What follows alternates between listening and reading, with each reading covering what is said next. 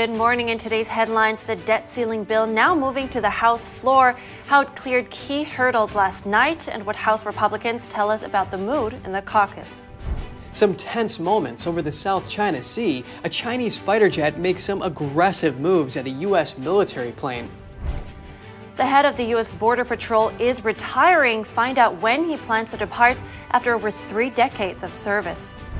Russia says Ukraine intentionally hit a residential area of Moscow in a drone strike. Hear how officials are responding to the alleged attack. NTD will host its very first beauty pageant. We met 2 of the honorary advisors who shared their personal stories and what they think makes this pageant special.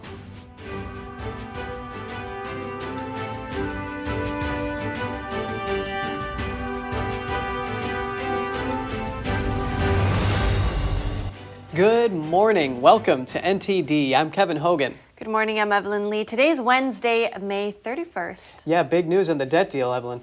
That's right. If Speaker McCarthy is right about the 95% GOP support, it may be in the clear. Yeah, that's right. I mean, if Democrats can move past some of their concerns about rescinding COVID money and also those work requirements for SNAP. Yes, and we'll have to wait and see. And while you're preparing for your day, we want to bring you the details on a breakthrough for the Biden-McCarthy debt limit agreement.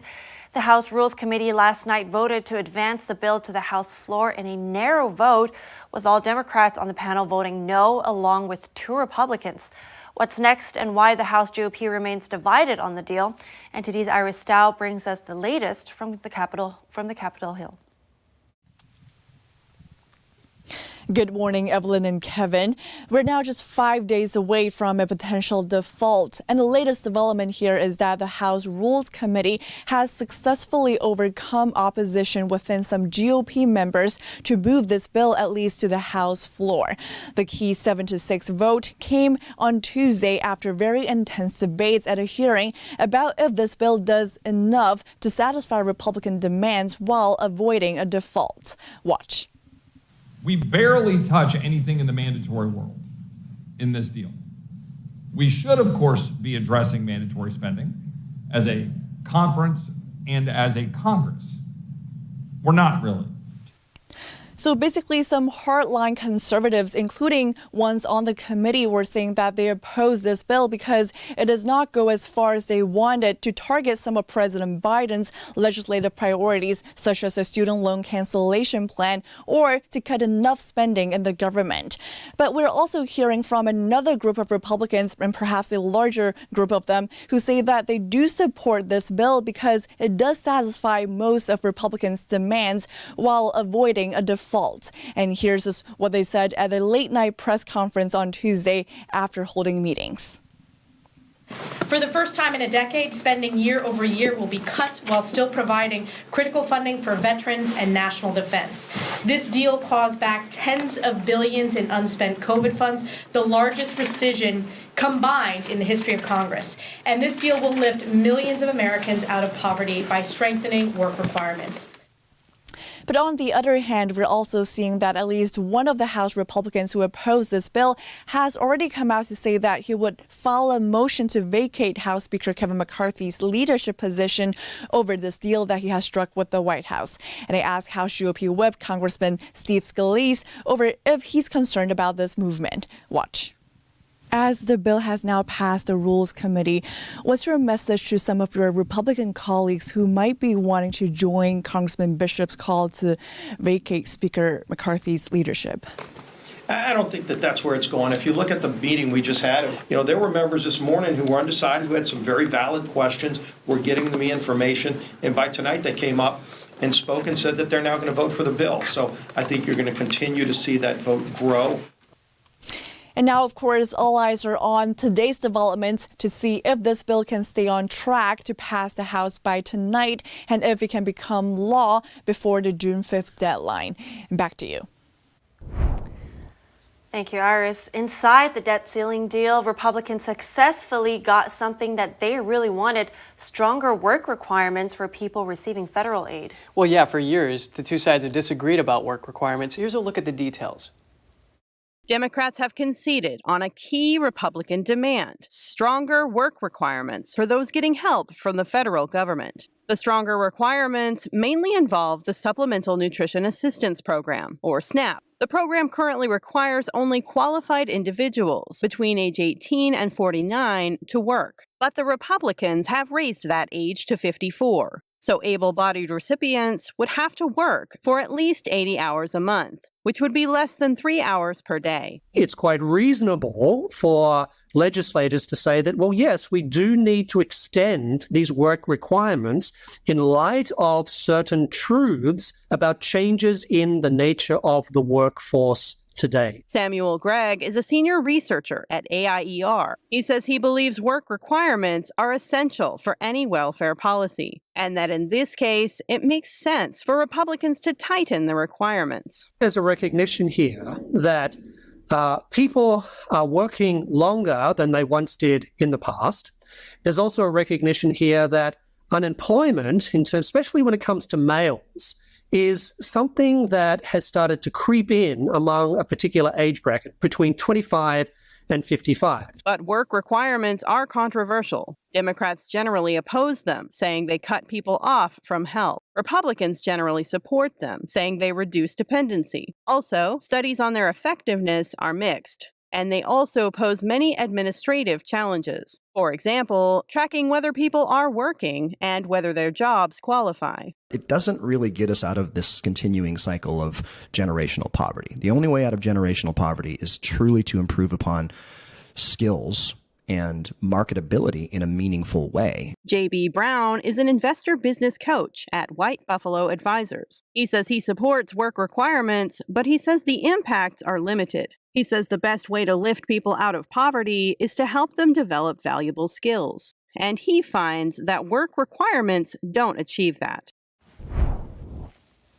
Looking at politics from a different angle now, Florida Governor Ron DeSantis kicked off his presidential campaign in Iowa. The governor held his first campaign event in the early primary state last night.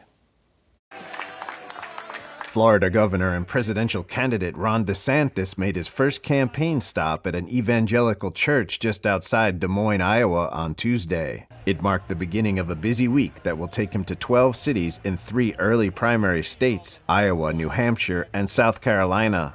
American decline is not inevitable. It is a choice, and we must choose a new direction for our country. We must choose a path that will lead to a revival of American greatness. In his speech, DeSantis first summarized what he thinks are problems with the Biden administration. They include the border crisis, high crime rates, so-called medical authoritarianism, cultural Marxism, and high inflation. We must restore sanity to our nation. We need fiscal and economic sanity. Stop pricing hardworking Americans out of a good standard of living through inflationary borrow, print, and spend policies. Embrace American-produced energy so we can be completely energy independent. The governor then went on to list what he considers his achievements in Florida, including the ban of ESG investments, DEI training, illegal immigrant sanctuary cities, COVID-19 vaccine mandates, and abortions beyond 6 weeks. While I'm proud of all that, maybe the thing that we're most proud of in Florida is that we have taken a very strong stand for the idea that the purpose of our schools is to educate kids, not to indoctrinate kids. And to that end, Florida has led the way by eliminating critical race theory in our K-12 schools. We're not teaching kids to hate this country or to hate each other with your tax dollars. No, we're going to teach our kids what the Constitution is all about. DeSantis didn't mention his biggest rival in the Republican primary, former President Trump, instead focusing most of his criticism on President Biden. As the first primary state, Iowa will provide an early glimpse into the Republican primary. Trump is scheduled to visit Iowa's Des Moines area on Thursday. Meanwhile, former President Donald Trump is vowing to end birthright citizenship for illegal immigrants if he is reelected to a second term. Trump says the policy will choke off a major incentive for continued illegal immigration. Trump also promised to end what he called the unfair practice of birth tourism. He described how people spent the last few weeks of pregnancy in the U.S. to obtain U.S. citizenship for the child. Under Biden's current policies, even though these millions of illegal border crossers have entered the country unlawfully, all of their future children will become automatic U.S. citizens. Can you imagine?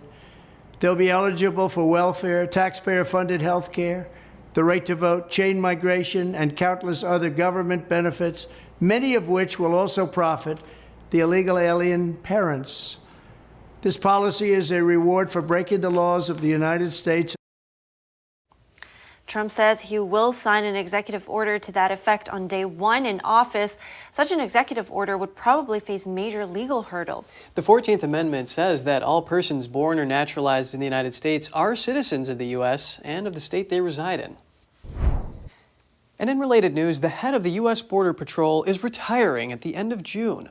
He made the announcement yesterday after more than 30 years on the job. NTD's Jeremy Sandberg has more on his departure. U.S. Border Patrol Chief Raul Ortiz is stepping down after one of the busiest years in the history of the agency. Ortiz became chief in August of 2021. He manages close to 20,000 Border Patrol agents. He led the agency through a number of challenges in recent years, including the COVID-19 pandemic and the expiration of Title 42, the pandemic-era public health restriction used by officials to turn back illegal immigrants at the U.S.-Mexico border. Ortiz told the House Homeland Security Committee in March that the U.S. does not have operational control of the southern border. Homeland Security Secretary Alejandro Mayorkas praised Ortiz and thanked him for his 32 years of service in a statement released Tuesday night. Mayorkas says selecting Ortiz to lead Border Patrol was among the most important decisions he's made. He applauded Ortiz's decision to postpone his retirement several times, saying the country has been all the better for it. Ortiz's last day will be on June 30th. It's not yet clear who will replace him. Jeremy Sandberg, NTD News. Coming up, new research suggests the city of New York is slowly sinking. Find out the causes and what this means for New Yorkers. And we hear the story of a woman who reversed an abortion. She says she was under pressure to have the abortion and that a higher power helped her make her decision. Find out more after the break.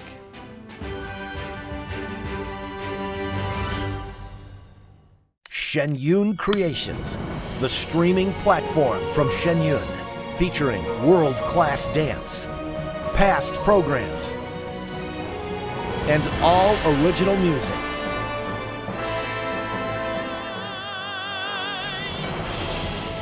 Masterclasses, behind the scenes, comedy, and more. Explore shenyuncreations.com. I don't think that many kids in my son's school even do it. He makes fun of his friend who vapes. He would never try it. She's into soccer. She's on the honor roll. She's just not the type. No way. No way. No way. No way, my kid would never vape. Get your head out of the cloud. Today, nearly 8,000 kids will start vaping. Maybe even yours. Learn about the dangers at talkaboutvaping.org.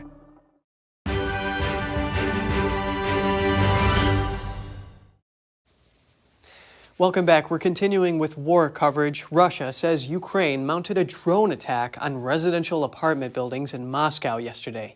Ukraine denies any direct involvement. Meanwhile, Kyiv was hit from the air for the third time in 24 hours. NTD's Jeremy Sandberg has more on the response from officials. Russian officials say they shot down or diverted 8 Ukrainian drones on Tuesday.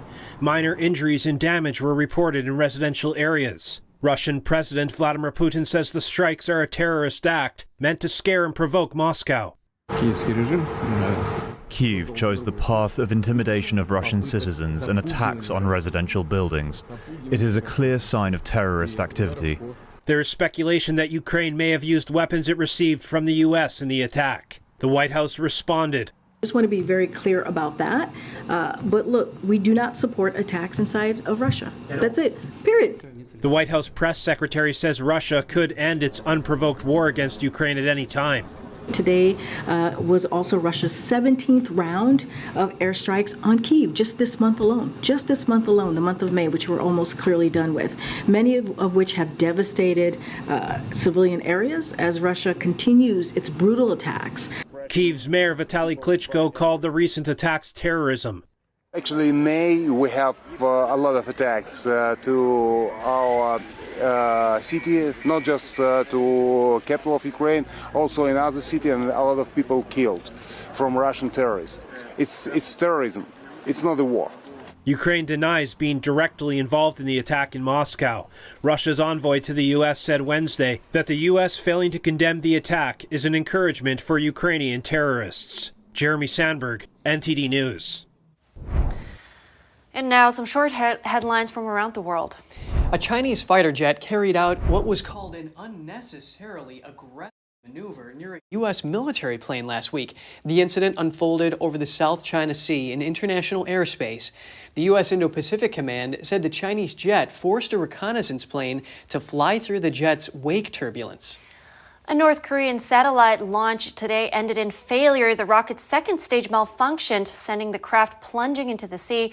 A state news agency said instability in the engine and fuel system caused the setback. It was North Korea's sixth satellite launch attempt and the first since 2016. It was supposed to put North Korea's first spy satellite into orbit. Elon Musk kicked off the second day of his trip to China. The entrepreneur left his Beijing hotel this morning in a Tesla with blacked out windows. Musk was accompanied by Tesla's China-based public affairs chief and also the head of global manufacturing. His car was later seen parked outside the Commerce Ministry. He's expected to meet other senior Chinese officials and visit Tesla's Shanghai plant later in the week. The Reserve Bank of Australia will not start any new contracts with PricewaterhouseCoopers Australia. This until a scandal over the firm's misuse of confidential government tax plans is sorted out. The company is on the defense after a former tax partner shared confidential government tax plans with colleagues. The aim was to drum up business. Next, we hear the first-hand account of a woman who had a change of heart after having a chemical abortion. When she saw the faces of her other children, she did everything she could to reverse the procedure. Here's the story. Raised in Des Moines, Iowa, Sarah Herm, at 26, was on food stamps, living in Section 8 housing. She was pregnant with her fourth child by a third father. The father pressured her into having an abortion, saying she needed to act responsibly. Herm put her Catholic faith off to the side and took the abortion drug mifepristone. Then came despair, to the point where she couldn't even look her kids in the eye. Seeing them that night, I literally had to face them away from me. When I would talk to them, I'd have them sit on my lap, but I'd turn them away because looking in their face just was literally a shot to the heart. The sight of her children caused her to have a change of heart. She later saw an ad for the abortion pill reversal hotline. Was it a coincidence?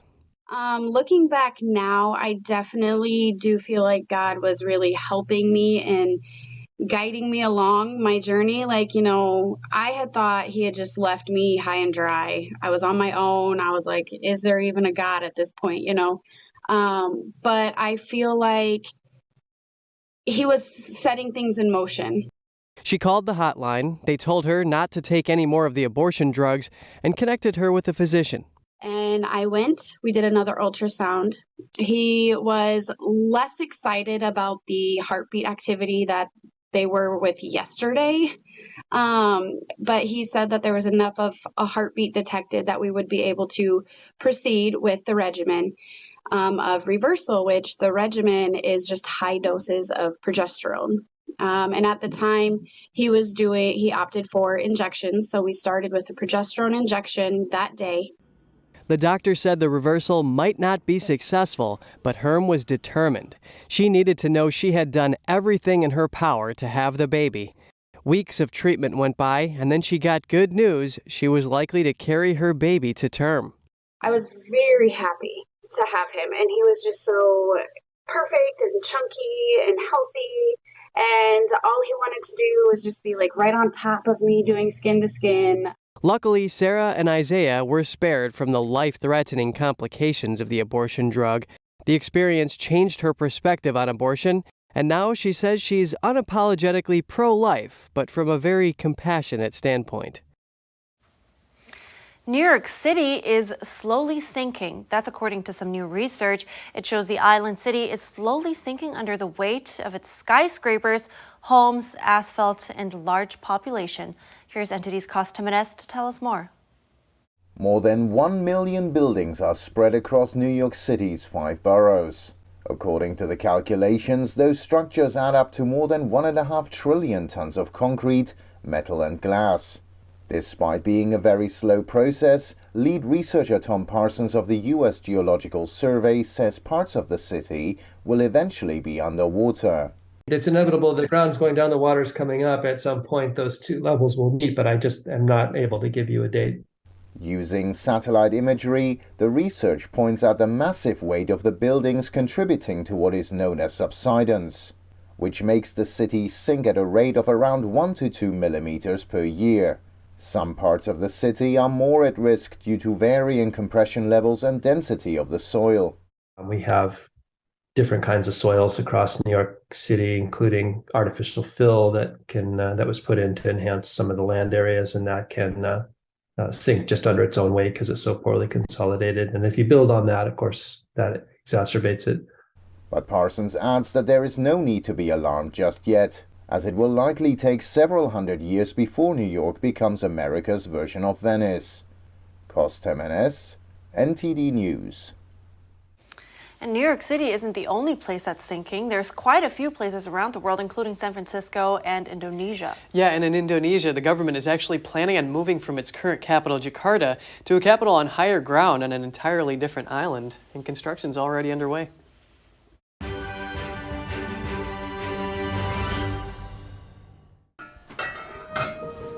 Hey, I told you enough of that. But look, this is different. It's Ganjing World.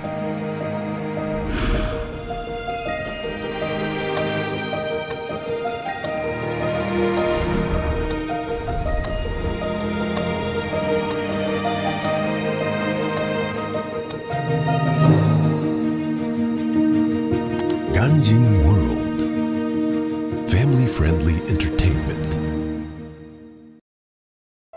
The Fixture Pioneer, CGM.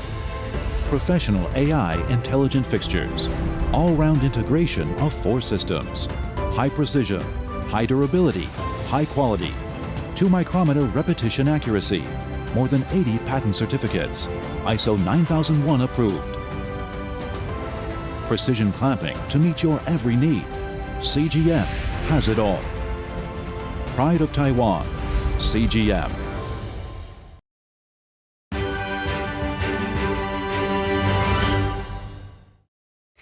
Good to have you back. NTD is about to host its very first beauty pageant. Applications are currently open, but before it begins, and we're all glued to our TV screens, we heard from 2 members of the Honorary Advisory Board. Why do they want to endorse this pageant, and what is true beauty to them? The first NTD Global Chinese Beauty Pageant aims at helping women showcase their true beauty. It's an effort to educate young Chinese women about their heritage and think about the traditional values that came from ancient Chinese culture. Jim Chandler and Jen Gotson are part of the Honorary Advisory Board this year. For Jim, it's the traditional values that set this pageant apart from others. You're focusing on the culture and the rich culture, Chinese culture, which includes things like being righteous, being benevolent, and being faithful. Jim and his wife are in the entertainment industry themselves. Jen started her career in the Oscar-nominated film Frost Nixon, while Jim started his career with a gig on Drop Dead Diva and is now working on Disney's Chang Can Dunk. I've done some projects on multiple networks, and me and my wife ended up producing our own movie starting in 2016 that we released in 2020. Jen, who's had experience in the pageant and modeling world, came up with the idea for The Farmer and the Belle. The movie is about a model who's at the tail end of her career. She struggles to find self-worth until she discovers that true beauty is actually what's inside of us. True beauty is actually how we serve others and how we use our gifts to serve other people. How we love and how we can help others is what really makes us beautiful.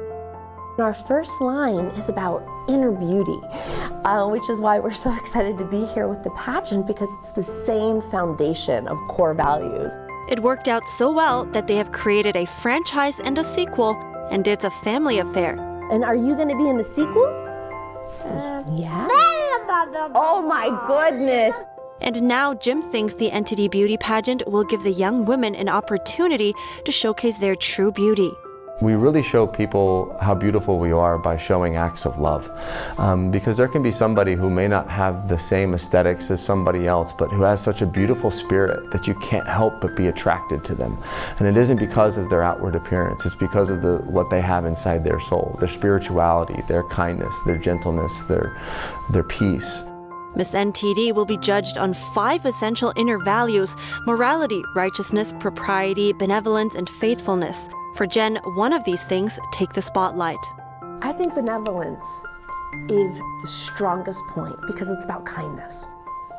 At the end of the day, we could do all of these things, but if we're not kind to someone, it doesn't matter.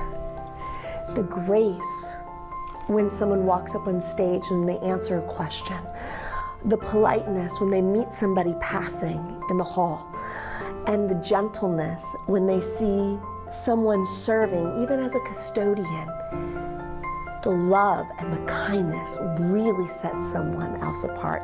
And for those that are thinking of competing, she had some good advice. Address each person by giving excellent eye contact. But also repeat the question before you get to the answer on stage.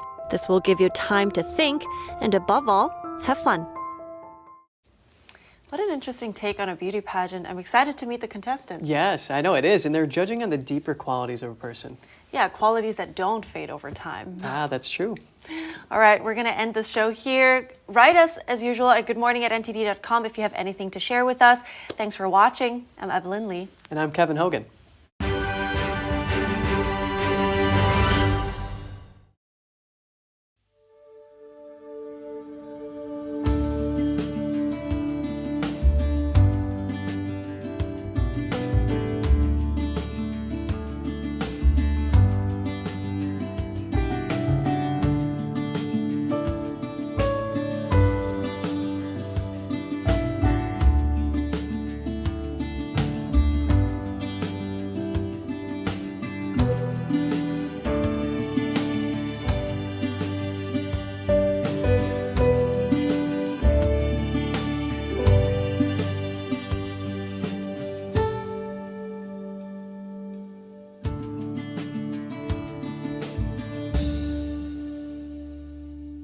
Thanks for watching us on YouTube. Did you know YouTube only keeps selective videos on its platform? So if you want to make sure you get the full picture, just subscribe to our newsletter. Go to newsletter.ntd.com and sign up. It's free.